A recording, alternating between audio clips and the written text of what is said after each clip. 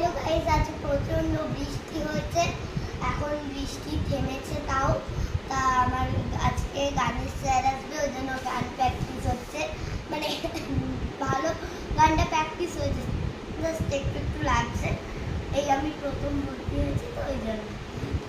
আর এতগুলো স্টেপ শুরু হয়ে গেল, এতগুলো কতগুলো পাতা, একটা পাতা শেষ হতে চলবে। সারেগামা করে দিচ্ছি। সা